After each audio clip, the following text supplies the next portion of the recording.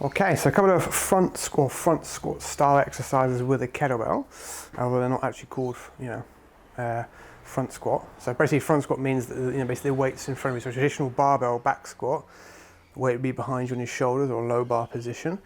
What we have with the barbell is what we call a front squat, so the barbell would be in front of you. We'd either try and make a shelf or use a sort of bodybuilder style. So with the kettlebell, again, a couple of options as to what we can do. So the easiest version, which most people are going to do, is I'll probably grab the kettlebell this way, sort of up, and try and hold it.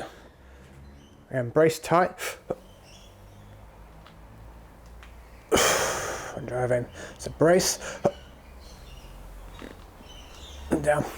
I actually find that a bit awkward for my hands, my grip, my arms, and get tired before the rest of my body does. Especially if I'm lifting anything north of about, a 24 kilo kettlebell.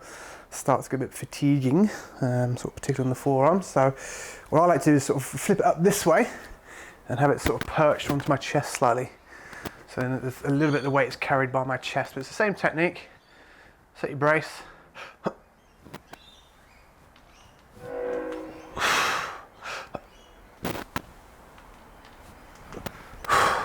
And up like that. So that's your kind of standard version, which is fine for most people. Again, try and make sure you're using your brace all the way through, and again, work to the depth that your hips will let you go to without tucking under, so we don't put the spine at risk. And a slightly harder version that we can do.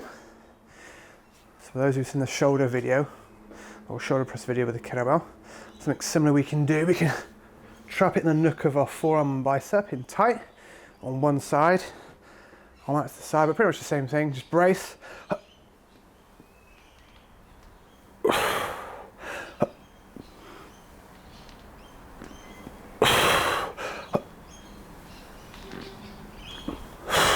Like that.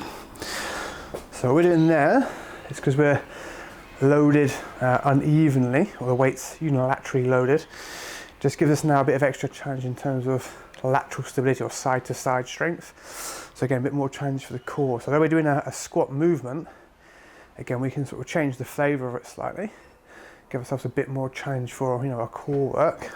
So again, that's a good progression on for people that once you've mastered things like side bridges, you can do something like a sit down squat, and you can do a normal goblet squat or front squat with a weight in front of you.